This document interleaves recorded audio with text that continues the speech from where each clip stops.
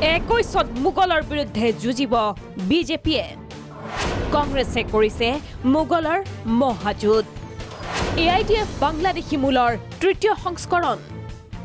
AIDF কংগ্ৰেছৰ বিৰুদ্ধে এনেদৰে পুনৰ হৰব হয় বিজেপি নেতা তথা অসম সংখ্যালঘু উন্নয়ন বৰ্ডৰ অধ্যক্ষ মমিনুল আৱাল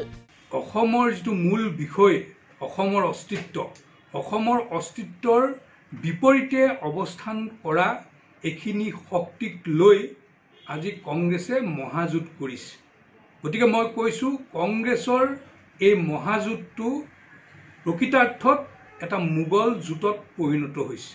মুখ্যমন্ত্ৰী সৰ্বানন্দ সোণোৱালে অসমত মোগলৰ দবদপনি অব্যাহত থকা বুলি ৰাজহুৱাকৈ মন্তব্য কৰাৰ পিছতে মোগলক নিৰ্বাচনী ইস্যু কৰি তুলিছে বিজেপিয়ে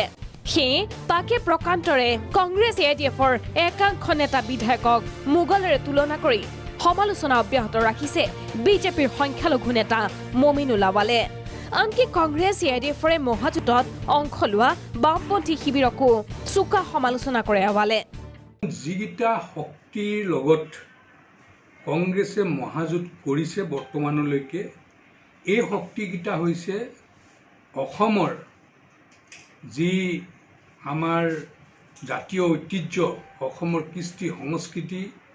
অসমৰ পৰম্পৰা অসমৰ জাতীয় সত্তাৰ বিপৰীতে অৱস্থান কৰা এইবিলাক শক্তি অকলি মানি নহয় মমিনুল আৱালৰ অভিযোগ AIDFৰে মিলি ৰাজ্যত ধৰ্মীয় মেৰুকৰণত নামিছে কংগ্ৰেছ আজি UDF দলটো কি হয় UDF দলটো হৈছে বাংলাদেশী মূলৰ মুছলমানৰ তৃতীয় সংস্কৰণ কংগ্ৰেছৰ যেতিয়া শাসন আছিল কংগ্ৰেছৰ শাসনকালত অসমৰ চুকে কোণে দিনে নিশাই ধৰ্মীয় ইছলাম ধৰ্মীয় সংখ্যালঘু লোকসকলৰ ওপৰত অত্যাচাৰ কৰা হৈছিল হত্যা কৰা হৈছিল নিৰ্যাতনৰ বলি হৈছিল আজি সেইবিলাক ঘটনা অসমত নাই